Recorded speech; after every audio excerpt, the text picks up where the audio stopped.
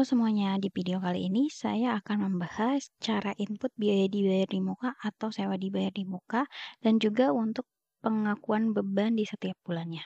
Nah, yang pertama kita akan bahas dulu mengenai cara penginputan sewa dibayar di muka tersebut itu gimana caranya.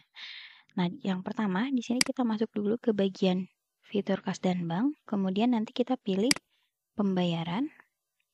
Nah, di tab kas dan bank ini kita tentukan, misalkan untuk pembayaran sewanya itu, kita akan bayarkan menggunakan rekening bank BCA kita.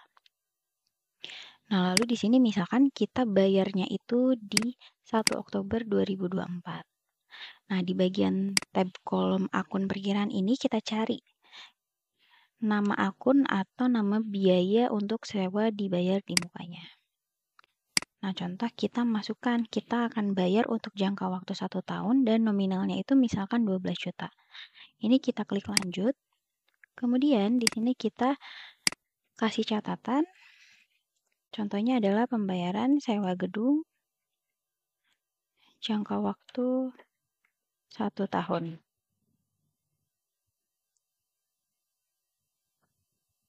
Nah, kalau sudah, ini kita simpan terlebih dahulu.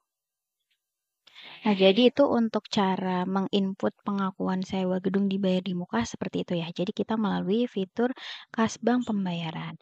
Nah, lalu untuk pengakuan beban di setiap bulannya itu kita inputnya di bagian mana? Nah, untuk pengakuan beban sewanya kita bisa masuk di bagian buku besar, lalu nanti pilih jurnal umum. Contoh, misalkan tadi kita bayarnya itu di tanggal 1 Oktober 2024. Nah, di sini misalkan untuk pengakuannya itu di tanggal 31 Oktober 2024. Nah, maka di sini nanti untuk di akun perkiraan kita tentukan dulu dari sisi debitnya, yaitu berarti beban sewa.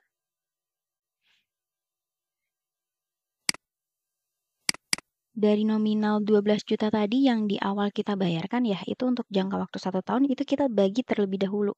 Kalau misalkan 12 juta, kalau misalkan kita bagi 12 bulan, itu berarti per bulannya pengakuan biayanya adalah 1 juta.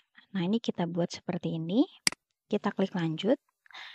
Kemudian untuk dari sisi kreditnya, berarti kita masukkan sewa gedung dibayar di mukanya. Oke, ini kita lanjut. Nah, lalu di sini di bagian kolom keterangan kita isikan pengakuan beban sewa gedung bulan Oktober 2024. Nah, ini kita buat seperti ini, lalu nanti kita simpan. Nah, ini kan akan kita lakukan pencatatan bebannya itu selama 12 bulan ke depan gitu ya, dan nominalnya itu sama 1 juta untuk setiap bulannya. Dan juga akan diakui di setiap akhir periode. Nah, untuk ke depannya supaya kita tinggal ambil aja gitu ya, maksudnya kita nggak perlu lagi tentukan akun-akunnya. Untuk jurnal ini bisa kita simpan atau bisa kita tambahkan ke transaksi berulang. Nah, ini kita simpan dulu. Lalu ke list hijau. Kita cari jurnalnya. Nah, lalu kita buka. Kemudian di bagian kolom hijau ini, kita pilih transaksi berulang. Nah, namanya contohnya adalah pengakuan beban sewa.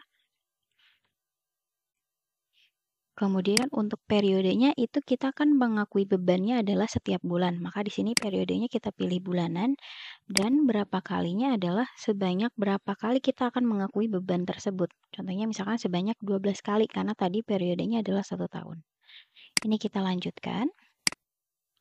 Nah, di bulan berikutnya atau di bulan November ketika kita akan melakukan jurnal untuk pengakuan beban sewa ini, nanti kita tinggal masuk ke bagian perusahaan. Lalu pilih transaksi berulang. Di sini akan muncul transaksi berulang yang tadi sudah kita simpan. Ini kita buka. Nanti di bulan-bulan berikutnya, ketika kita akan melakukan penjurnalan untuk beban tersebut, kita tinggal klik aja. Contohnya misalkan di bulan November nanti kita mau ngakuin lagi nih untuk beban sewanya. Kita tinggal klik saja ini, kemudian kita pilih jalankan.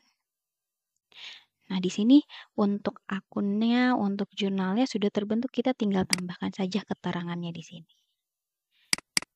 Sekarang diganti jadi November 2024. Oke, kalau sudah nanti tinggal disimpan. Oke, sekian dari saya mengenai cara input sewa dibayar di muka dan pengakuan bebannya. Kita bertemu lagi di video berikutnya.